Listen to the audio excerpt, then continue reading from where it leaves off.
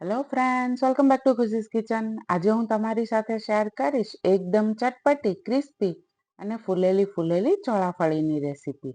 Perfect માપ સાથે મારી આ રેસીપીથી તમે ઘરે પહેલી વાર પણ ચોળાફળી બનાવતા હશો તો પણ ચોળાફળી ક્રિસ્પી અને ફૂલેલી જ બનશે.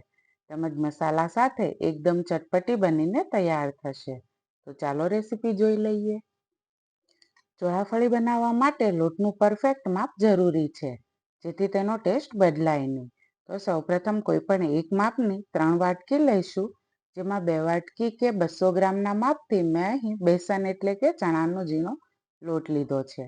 તેમજ 1 વાટકી અડદનો ઝીણો લોટ લીધો છે, જે વજનમાં 100 ગ્રામ છે.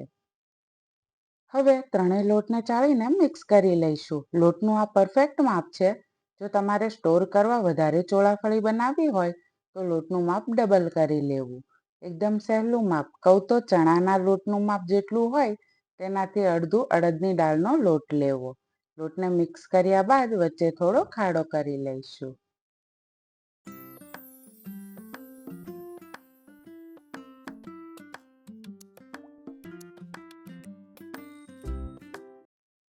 ત્યારબાદ એક બાઉલમાં 1/2 કપ પાણી એડ કરી તેમાં 1/2 tablespoon baking soda, 1/3 tablespoon મીઠું અને 1 ટેબલ સ્પૂન ઓઇલ એડ કરી બરાબર મિક્સ કરી લઈશું. હવે લોટમાં પાણીનું મિશ્રણ એડ કરી એકદમ કઠણ એવો લોટ બાંધી લઈશું. 200 ગ્રામ ચણાનો લોટ અને 100 ગ્રામ અડદની દાળનો લોટ એમ 300 ગ્રામ લોટ માટે 1/2 કપ પાણીનું મિશ્રણ લોટ બાંધવા માટે પર્યાપ્ત છે. લોટ બાંધવા માટે વધારાના પાણી કે બીજી કોઈ વસ્તુની જરૂર નહીં પડે. લોટ બંધાઈ જાય એટલે લોટને 2 ભાગમાં ડિવાઈડ કરી દઈશું અને તેમાંથી એક ભાગનો લોટ લઈ તેમાં થોડું તેલ લગાવી બરાબર મસળી લઈશું. આ રેસીપીમાં તમારે લોટને ટીપવાની પણ જરૂર નહીં પડે.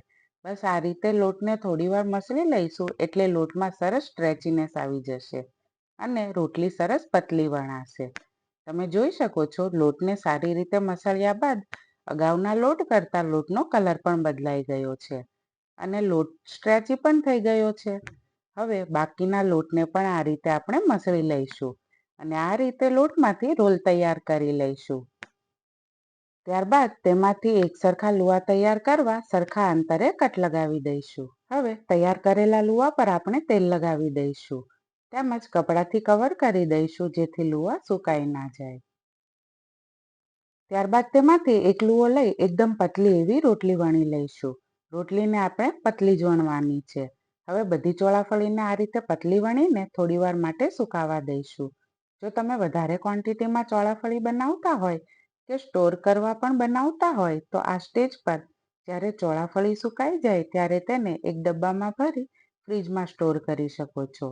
અહીં ચોળાફળીને થોડીવાર માટે જ સુકાવવાની. ત્યારબાદ પસંદગી પ્રમાણે ચોળાફળીમાં કટ મૂકી સ્ટીક કે ચોરસ તૈયાર કરી લઈશું. હવે 1 ટેબલ સ્પૂન સંચળ પાવડર અને 2 ટેબલ સ્પૂન કશ્મીરી લાલ મરચું પાવડર મિક્સ કરી મસાલો તૈયાર કરી લઈએ, જેનાથી ચોળાફળીનો ટેસ્ટ એકદમ ચટપટો લાગશે. ત્યારબાદ ગરમ ગરમ તેલમાં ચોળાફળી મૂકતા જઈશું અને બંને બાજુ ફેરવી ચોળાફળી ફૂલીને ક્રિસ્પી થાય એટલે તેલમાંથી લઈ લઈશું અને તરત જ તેમાં મસાલો છાંટતા જઈશું. આવી રીતે આપણે બધી ચોળાફળી તળીને તેના પર મસાલો સ્પ્રિંકલ કરીને ચટપટી, ક્રિસ્પી અને ફૂલેલી ચોળાફળી તૈયાર કરી લઈશું.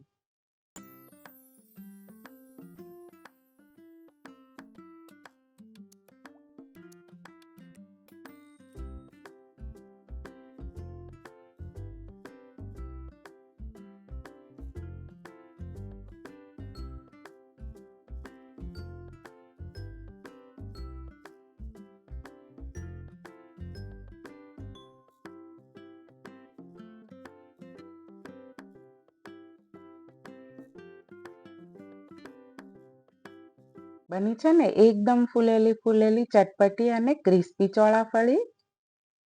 તો ફ્રેન્ડ્સ, રેસીપી પસંદ આવી હોય તો વિડીયોને લાઈક કરી કોમેન્ટમાં જરૂરથી જણાવજો. તેમજ જો હજુ સુધી તમે મારી ચેનલને સબસ્ક્રાઇબ નથી કરી તો સૌપ્રથમ ચેનલને સબસ્ક્રાઇબ કરી બાજુમાં આપેલ બેલ આઇકન જરૂરથી પ્રેસ કરજો, જેથી મારા આવા જ નવા વિડીયોની નોટિફિકેશન સૌથી પહેલા તમને મળતી રહે.